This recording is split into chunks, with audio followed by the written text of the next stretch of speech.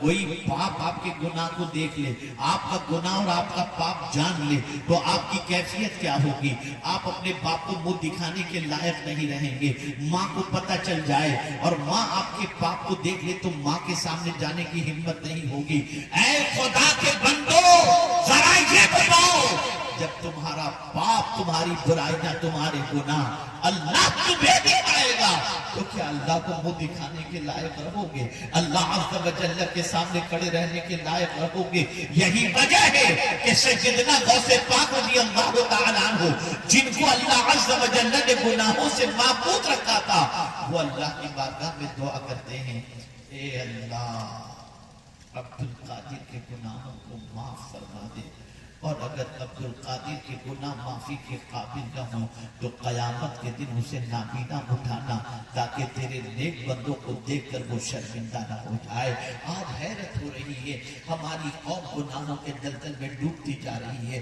وجہ سب سے بڑی یہ ہے، موت بھول چکی، موت کو فراموش کر چکی، موت کا تصور ذہن سے نکل گیا۔ اور آگے سن لیجئے اور میں اپنی گفتگو کے اختتام کی طرف لے چلتا ہوں۔ اللہ اکبر۔ اب آپ سوچیں، آج کے مسلمان سے پوچھا جائے تم کامیابی کس کو کہتے ہو تو آج کا مسلمان کہے گا بنگلہ ہو تو کامیابی، گاڑی ہو تو کامیابی، بینک بیلنس ہو تو کامیابی، اقتدار مل جائے تو کامیابی۔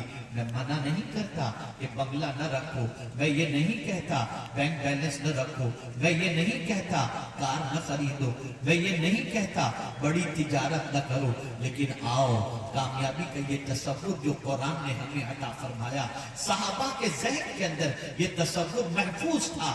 قرآن کہتا ہے فَمَنْ زُحْزِحَ عَنِ النَّارِ وَأُدْخِلَ الْجَنَّةَ فَقَدْ فَازَ، جو جہنم سے بچا لیا گیا اور جنت میں داخل کر دیا گیا، بے شک وہ کامیاب ہوا۔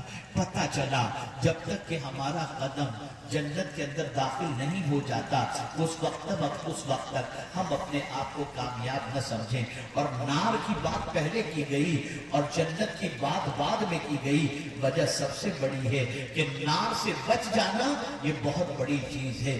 انسان نار میں جانے والے کام کرتا ہے، جہنم میں جانے والے کام کرتا ہے۔ آپ جانتے ہیں، آپ دعاؤں کے اندر دیکھیں تو آپ کو دعا کے اندر بھی یہی ملے گا، ربنا آتنا فی الدنیا حسنہ وفی الآخرۃ حسنہ وقنا عذاب النار۔ جنت کا سوال بہت بعد میں کہیں نظر آتا ہے، لیکن آگ سے بچنے کا تذکرہ، آگ سے بچنے کی دعا بار بار نظر آ رہی ہے۔ تو آپ تراویح پڑھتے ہیں، تراویح کے اندر اگر آپ دیکھیں ہر 4 رکعت کے بعد جب تسبیح پڑھی جاتی ہے تو آخر میں پڑھا جاتا ہے اللہم اجرنا من النار، اللہم اجرنا من النار۔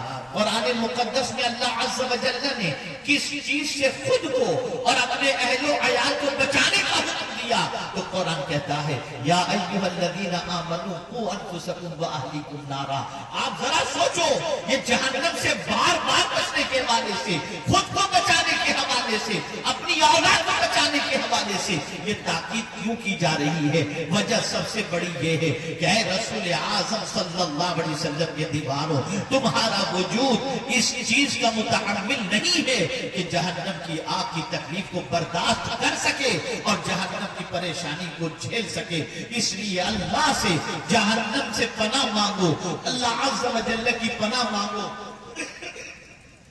اور وہ بندہ جو جہنم سے بچا لیا گیا، آپ مجھے بتاؤ آج مسلمان جہنم میں جانے والے کام کر رہا ہے، وہ کام جو جہنم میں لے جائیں ان کاموں کی طرف مسلمان بڑھ رہا ہے، اور وہ کام جو جنت کی طرف لے جانے والے ہیں ان کاموں کی طرف بندہ بڑھ نہیں رہا، اس میں سستی کر رہا ہے، اس میں کوتاہی کر رہا ہے۔ اے رسول اعظم کے دیوانوں، کیا ہے کسی میں طاقت جہنم کی آگ کو برداشت کرنے کی؟ اللہ اکبر۔ میرے پیارے آقا صلی اللہ علیہ وسلم کے پیارے دیوانوں، آئیے ایک واقعہ میں آپ کی سماعتوں کے حوالے کروں اور اس کے بعد آپ کی ضمیر کو جگانے کی کوشش کروں۔ جانتے ہیں اللہ एक खूबसूरत और लड़की पर एक नौजवान ने काबू तो पा लिया, लेकिन खूबसूरत लड़की ने बार बार जब उसे गुनाह की दावत दी, उसने सोचा कि अब लड़की तो मेरे काबू में है।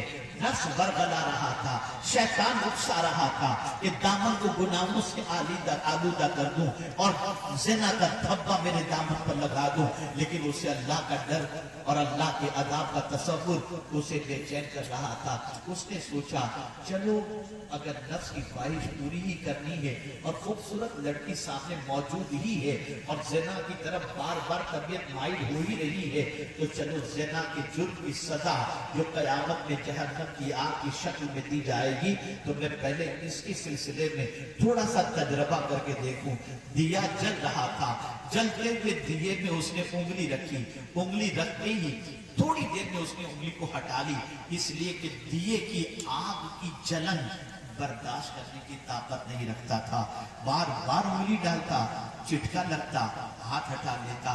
लड़की ने कहा अजीब आदमी हो, तुम्हारे सामने मैं मौजूद हूं और तुम दिए से खेल रहे हो। रोते हुए उसने कहा जब इस दिए की आग की जलन को मैं बर्दाश्त नहीं कर सकता, तो जहन्नम की आग को मैं कैसे बर्दाश्त कर सकूंगा। इसलिए मैं अपने इरादे से तौबा करता हूं। पता चला बार बार जहन्नम, आप जानते हैं वक्त नहीं कि मैं जहन्नम के हवाले से बताऊं, नारे दौज़ख के हवाले से बताऊं। ऐ रसूल आज़म सल्लल्लाहु तआला अलैहि वसल्लम के दीवानों, जहन्नम के हवाले से इतना समझ लें, अगर सुई के सुराख के बराबर भी जहन्नम के दरवाजे को खोल दिया जाए तो पूरी दुनिया जल करके राख हो जाएगी। कुरान कहता है फमन ज़ुहज़िह अनिन नार, जो जहन्नम से बचा लिया गया। कोशिश करो तुम जहन्नम की आग से बचने की, लेकिन अल्लाह जिस पर करम की नजर फरमाएगा वही जहन्नम में जाने से बच जाएगा। और यहीं पर जहन्नम से बचा लिए जाने पर भी अपनी कामयाबी कंप्लीट न समझो। कामयाब तो उस वक्त हो जाओगे जब जहन्नम से बचा लिए जाओ और जन्नत में दाखिल कर दिए जाओ, अब तुम कामयाब। और फिर कुरान ने दुनिया के हवाले से कह दिया अल्लाहु अकबर इल्ला मताउल गुरूर, ये दुनिया क्या है, ये दुनिया की जिंदगी क्या है, ये एक धोखा है, धोखा। खुदा की कसम अभी चंद दिनों पहले मैं दुनिया के बारे में गौर कर रहा था, मेरी अक्ल दंग रह गई। मैंने दुनिया से ज्यादा बेवफा किसी को नहीं।